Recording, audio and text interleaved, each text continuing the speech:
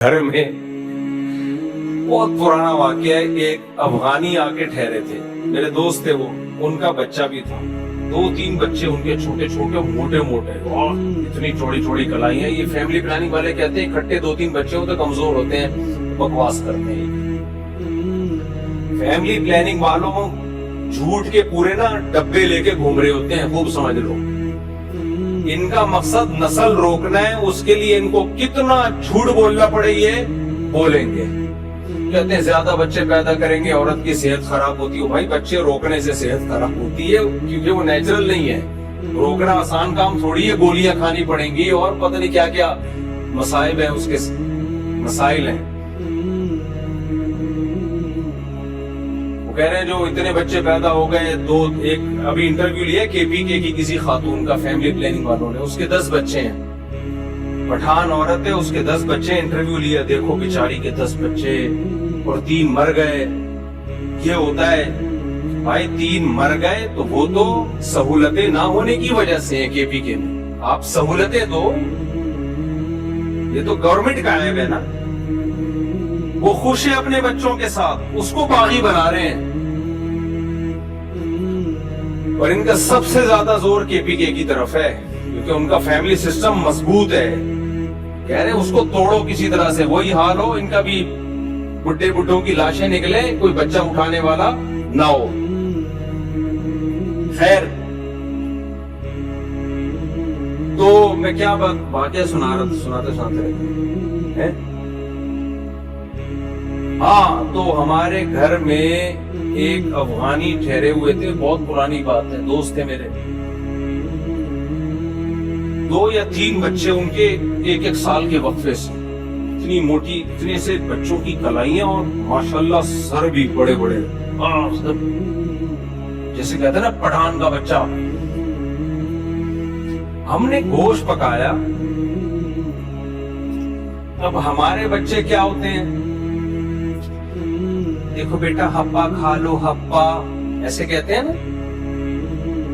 ہپا کھا لو, پاٹھا کھا لو, نہیں امی نہیں, چلو سیریلیک کھا لو. پھر ڈاکٹروں کو ہم چیک اپ کراتے رہتے ہیں, بٹ بچے میں یہ والے وٹامن کی کمی, چڑچڑا ہو رہا ہے, ڈاکٹر صاحب اس کا ٹیسٹ کراؤ, یہ اس چیز کی کمی, فلاں کی کمی, ڈمکانے کی کمی. جائیدادیں کھانی رہ گئی ہیں بس, پھر بھی کمی. ان بچوں کو میں, اچھا ہمارے بچے چربی نہیں کھاتے, ٹھیک ہے نہیں, ان کو اسمیل آتی ہے, اسمیل سمجھ رہے, اسمیل آتی ہے ان کو چربی سے. دیسی گھی سے کیا آتی ہے, اسمیل. دودھ بھی بھینس کا نہیں پیتے اب. پہلے ہم تو دودھ تلاش کرتے تھے ملائی کے ساتھ, چائے میں بھی ہم ملائیاں الگ سے ڈالتے تھے, پھر مزہ آتا تھا چائے کا. تو یہ نہیں, وہ ایسے ڈرامے باز قسم کے بچے. وہ افغانیوں کے بچوں کو میں نے دیکھا, ہم بیٹھے ہوئے کھانا لگا ہوا ہے, وہ پوچھ بھی نہیں رہا اپنے بچے کو. یہ نہیں کہ اس کو محبت نہیں ہے, وہ اپنے بچے کو چھوئی موئی نہیں بنا رہا. بچوں سے سب کو محبت ہوتی ہے, کوئی بھی ہو. بچہ خود ہی آیا, دسترخوان پہ بیٹھے, تو چھوٹے بچے پہ شلوار قمیض اچھی بہت لگتی ہے.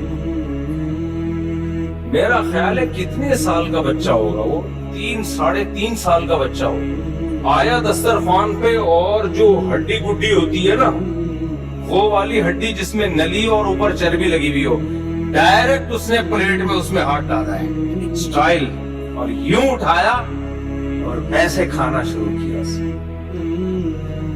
میں نے کہا بھائی یہی اس کی صحت کا راز ہے.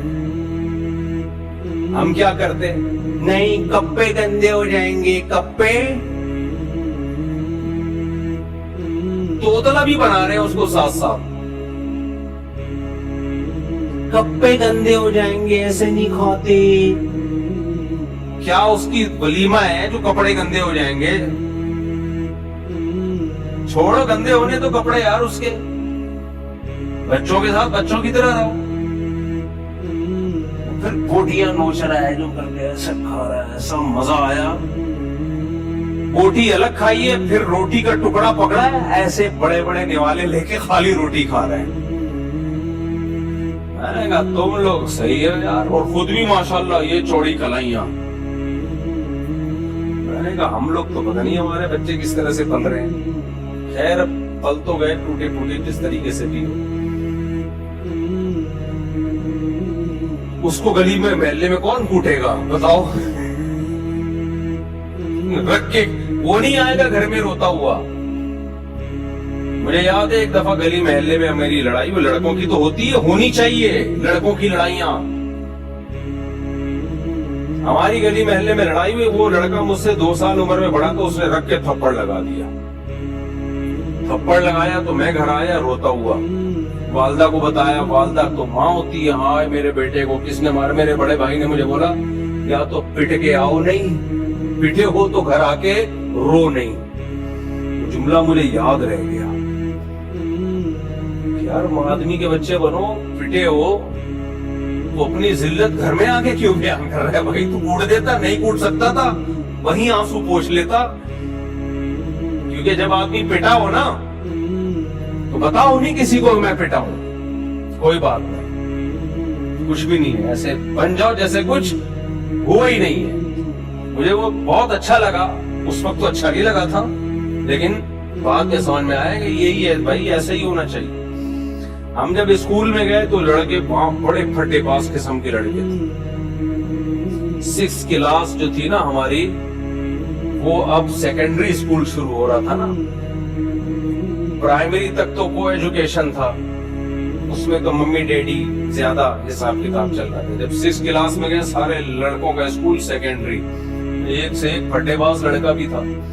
تو ہمارے بڑے بھائی اللہ ان کی عمر و برکت دے, انہوں نے مجھے بولا کہ دیکھو اسکول میں نمبر 1 کسی ایک سے دوستی نہیں کرنا. جو جگری دوستیاں ہوتی ہیں یہ بیڑا غرق, کوئی دوست نہیں, سب سے برابر سلوک. 2-4 آدمیوں کی گیدرنگ ہو پھر ٹھیک ہے.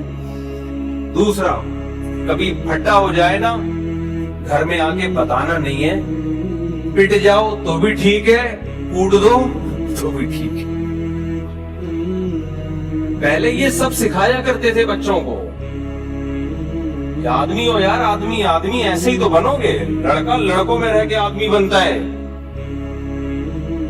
تو ایسے ہی ہوتا تھا. پھٹا ہوتے رہتے تھے, اللہ کا بڑا فضل, اللہ معاف فرمائے. جھگڑے بھی ہوتے تھے, پھٹے بھی ہوتے تھے. تو سارا میٹرک تک یہی پڑھائی کے ساتھ ساتھ یہ سب چیزیں چلی. اس سلسلے میں اب آپ کے سامنے میں حاضر ہوں. تو پھر ہم مدرسے میں گئے تو وہاں دونوں طرح کے بچے تھے, بھائی اللہ ہوئی اللہ والے بھی تھے اور پٹ پٹا کے آنے والے بھی تھے. جو پٹ پٹا کے آئے تھے ان کا کانفیڈنس لیول زیادہ تھا, ان کا کانفیڈنس لیول زیادہ تھا. تو وہ میں بات کر رہا تھا, وہ کہہ رہا 18 سال کے بچے کو گھر سے باہر اتنا نہیں کرو کہ گھر سے باہر نکال دو اس کو, وہ بگڑ جائے گا. کنٹرول رکھو اس کے اوپر, لیکن اس کا لڑکوں میں کھیلنا ضروری ہے.